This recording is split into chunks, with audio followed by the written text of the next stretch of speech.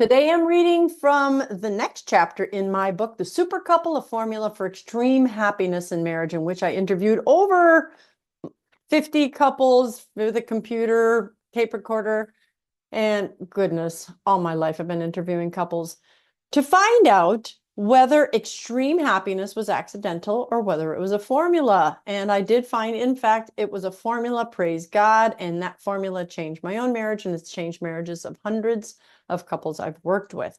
So I thought, instead of just buying this on audio, I'll read it to you myself, because then I can add a little bit of my own commentary. So today I'm reading on the chapter on communication, which of course is my favorite much of the time, because that's what my whole PhD is in. Everything is about how we say what we say, how we communicate our thoughts. And if you enjoy what you're hearing, please like and share, and make sure you send this to someone whose marriage you think it can help, even before they ever get married, or even those whose marriages have so far failed, because even those marriages can be repaired, believe it or not. And if you'd like to support my mission, please click on the link below, buymeacoffee.com. It really, really, really does help. And thank you for those of you that have already used that link. I am so grateful to you. And I do thank God in my prayers for those of you who have donated either their prayers or their finances. All right. So for today, we pick up on the chapter on communication. Lastly, it should not surprise you to learn that, like friendship, super couples all believe communication is key to an extremely happy marriage. Although each rightfully asserted so, when listening to them, their examples pointed more specifically to conversation as the preferred method. Super couples make time to talk together. Research has shown that before marriage, the average couple spends approximately 3 hours a day talking with one another. It might shock you to learn that after marriage, that average drops to a mere 15 minutes of actual talk time together. I mean, it's no wonder our marriages are failing. We are failing our marriages. So, at the very core of marriage is connection. And if we cease to make it a priority, over time that connection weakens and breaks. Trisha and Jim recalled a particular couple of weeks when the chaos of their home was so overwhelming they'd begun to get irritable. Though they weren't snapping at each other, they found themselves on edge. Jim had just started as a partner at his company, and Trisha, though also full-time employed and still extremely supportive of Jim and his career, was taking on most of the household responsibilities, including their 4 elementary and toddler-aged children. Eventually, they realized that with Jim coming home at 9:30 many nights, they simply hadn't had any time to talk, to debrief and hash out the things that had been going on all week. Once they did, they felt 100% better. Additionally, they agreed early on it was okay to go to bed angry, too. The conversation went as follows. Trisha, I think if you had to nail down one of the most important questions in our marriage, it would be 100% communication. I remember early on dating, we were not engaged yet, but you know the old saying of never go to bed mad. I always thought that was supposed to be true. You never go to bed mad because that will just ruin your relationships. And he taught me that it's so much better to go to bed mad and talk about it in the morning with a clear head. It was more hurtful to us and our relationship to fight at 11:30 and midnight about something so petty. Jim says, yeah, 1 or 2 in the morning, and then you have to wake up and go to work. Trisha, and you're saying things you don't mean because you're tired. Me, well, what are some of the things you've ever said that you didn't mean, and how do you keep the damage from happening? Trisha, you walk away for a minute and take a big, deep breath. If we were having some sort of a disagreement in the middle of the day, my plan was always, let's talk about it right now and fix it right now. That's how I thought you were supposed to handle this stuff. He was more of the, I'm not talking about it with you right now because you're fired up. I'm fired up. We're going to say things we don't mean, and we're going to say things that don't apply. We can talk about it when we're settled down and can have a more rational conversation. It only took a handful of arguments for me to realize that this way was the right way, and it worked for better for both of us. I still remember you said that night, I can't do this. Because it was something dumb, I'm sure. I don't even know. Jim, I think it was about cleaning. Trisha, whatever it may have been, it was something that I wanted to talk about right now and have answers to right now. He said, we can go to bed, Matt. It's okay. We'll talk about it tomorrow when I'm not exhausted. When I've got a clear head, I can think and answer your questions.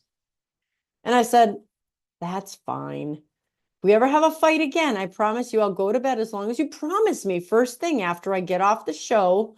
She was on a radio show. Whatever we're doing, we'll drop it, meet each other at lunch, and talk about it. He said, that's fine. Let's do that. We never had to do that because we immediately started to communicate properly without emotions and without getting angry. So communication has been good for us. But as of late, we hadn't had the time to communicate. Jim, we weren't even fighting. Trisha, nope. Jim, it was just that we hadn't been communicating. Trisha, I had things I wanted to tell him, but I couldn't tell him because by the time he got home, he was tired, or I had to go do this, or he had to go do that. And I'd just be like, oh, I'll just tell him later. Until finally, a few nights ago, I said, I know it's 9:30 and we're both tired, but can we just talk? We need to. I have a lot of things that I need to talk to you about. He, in turn, had a lot of things that he wanted to hash out. So it was a long time in coming. Trisha and Jim's example mirrored most every super couple. Each knew the value of talking with their spouse, even if that conversation was only about day-to-day going-ons, as in the example above. In 2 weeks, they were already recognizing the negative effects of too little marital communication. Fortunately, they heeded the warning signs and made time to reconnect, which immediately produced a positive turnaround in their relationship. A footnote regarding this couple's decision to sometimes go to bed angry is in order. Many couples question this rationale as it seems to contradict the biblical mandate that dictates that persons should never let the sun go down on their anger. Trisha and Jim, in their example, are not choosing to remain angry and harbor a grudge with one another by allowing it to fester overnight. The mandate was written to cause others to seek reconciliation, which is exactly what this couple was choosing to do. By waiting until well rested, they were deliberately choosing not to avoid an issue, but to deal with it in the most loving and respectful way possible. Like Trisha and Jim, we need to spend actual time talking and connecting with our spouses. In recent decades, the idea has been pushed that quality time is better than quantity time in terms of connecting with our children and loved ones. While well-intentioned, its proponents were also misguided. No child would ever say to his or her parents, I'm glad I get to see you only 15 minutes each day. They're definitely 15 quality minutes. That child wants more of her parents' time because she knows intuitively that when mommy and daddy are with me, there's nothing more important to them. I am their priority. He also likewise knows that in those remaining 23 hours and 45 minutes, something or someone else is of greater priority. Time with our spouses is exactly the same. We need quantity to remain as happily together as we were when we were first dating and spent 3 hours a day together in conversation. That being said, while being together in the same home or room does not mean quality connection is necessarily taking place. Conversely, if not in the same home or room together, it is possible for any meaningful connection to be it is impossible for any meaningful connection to be taking place at all. We need both quantity and quality. Of course, I'm not referring to those who cannot be together for some reason because they are out of town on a military deployment or detained in any way, such as in prison, and there's no way to be in the same room together. In those cases, the use of social media such as Skype, FaceTime, Zoom, or even phone calls can serve as a very effective substitute in communicating in person. But remember, Taking time to connect over these media rather than no communication at all is still a way to show your loved ones they are still a priority, and in doing so continues to draw the two of you closer.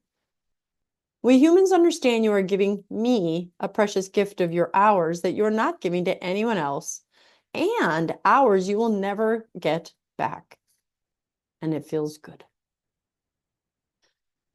But while super couples have shown that talking together frequently is good, they have also shown that quantity alone is insufficient. Super couples make it an imperative to control how they say what they say to their spouses.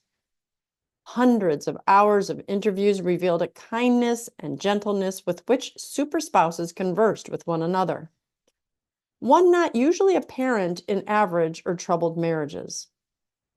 If you ever observe couples or families talking, you'd notice that many people speak more kindly to colleagues and strangers than to their siblings, parents, or spouses. Familiarity breeds contempt, you know. Sad, isn't it? We give our best selves to those we love least. Not super couples, though. Trisha and Jim's example showed the kindness and thoughtfulness involved in how super couples relate to one another. Trisha was so important to Jim that he lovingly refused to converse or engage in a topic when he knew that that conversation would be unproductive or potentially hurtful. For Trisha and Jim and many happily married couples, going to bed angry was not a way to avoid and disrespect one another's need to talk, as many unproductive couples do, but rather the opposite, which was shown through his promise to discuss the topic just at a later time. During my seminars, I would often go over to what I call the conflict escalation model. This model teaches couples to deal with conflict on the issue level rather than the personality level, where we attack, name call, use sarcasm, rather than dealing with the issue at hand. If we deal with the personality level too often, it will eventually escalate to the relationship level, where individuals will no longer connect or communicate with the other because of the history of personality level attacks. After a series of examples and practice modules, I present this question. Would you ever speak to your grandmother the way you speak to your spouse? Most are taken aback and wince at the thought. Absolutely not. When asked why, they respond with some answer reflecting their deep respect for their grandmothers. You love and respect grandma too much to speak to her in an unkind manner. But your spouse is fair game? That was always an eye-opener. They caught themselves like, yeah. I'm sorry if some of this just sounds so obvious and inane. After all, isn't speaking kindly to one another something even kindergartners know? While I do believe we all know this, I also know we do not all practice this. After nearly 2 decades of teaching seminars and college courses, I found that teaching principles behind the conflict escalation model is one of the best received and needed of all my lessons. Aha moments are witnessed daily as individuals are humbled by their newfound awareness of their ineffective means of communicating with others, especially those they love most. I remember once when I was visiting my sister, half of a super couple, and she had something she really wanted to share with her husband. I don't remember what it was, but I remember the concerned look on her face as she was considering how to say it. I remember asking her what the big deal was. Just go and tell him what you got to tell him.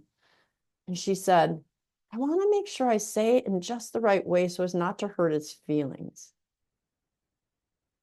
I remember being surprised by her response and thinking, wow, no, there's a novel idea. Choose your words as carefully as possible with the ones you love so you hurt them in the least way. I was embarrassed at my own inconsideration, as I'd have likely just gone to my husband and blurted out whatever it was I had to say without a single thought as to how that delivery might come across. So to be extremely happily married, frequent and thoughtful communication is essential. However, I'd like to introduce now what is quite possibly one of the biggest reasons for marital communication difficulties: gender. Men and women communicate differently. Wait, what? What? I know, shocking. Because of the cross-cultural nature of marriage, this problem will, for the most part, persist until we gain a better understanding of those differences and then apply that understanding to substantive changes in how we interact with our spouses on a daily basis. Gendered communication has been studied for decades by scholars seeking to better understand why we do what we do.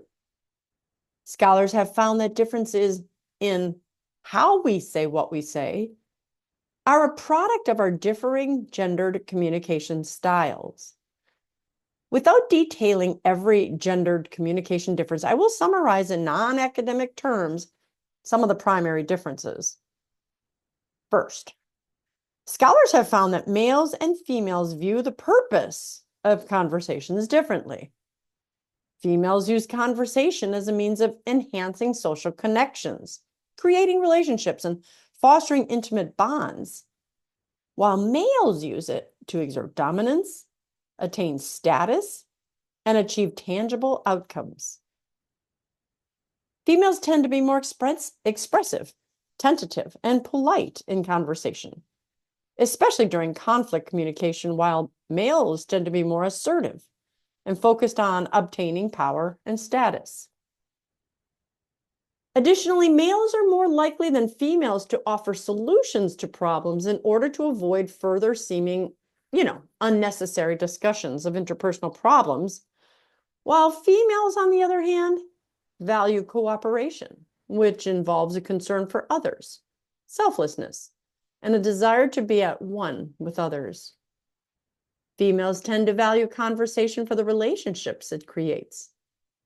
For females, the process of communication itself is valued. Lastly, females tend to be more social emotional in their interactions with others, whereas males tend to be more independent, unemotional, or detached in conversations. As you can see, the process of communication is extremely multifaceted. By adding the gender dynamic, it becomes even more difficult to put in a neatly defined category. But if we're to have a super marriage, understanding how and why our spouses operate as they do is imperative. Further, gaining this information will help us better understand ourselves as well, which is quite liberating to those of us struggling just to get to happy.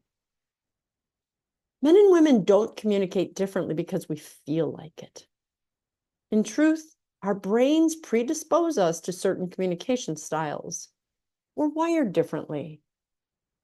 To show this, we're next going to attempt to uncross some of those wires by looking at the gendered brain. I know you'll look forward to that one because that's one of my favorite things to talk about. Your husband is not trying to annoy the heck out of you. Your wife is not trying to annoy you either. You're speaking different languages. You're speaking in ways that women appeal to women and men appeal to men. And everyone's going, why don't you get this? My guy friends get it when I speak as a guy.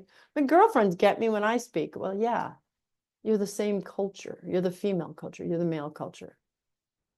So just pay attention. Observe your own communications and see how many match what was just read in this book. I'd be interested in your thoughts.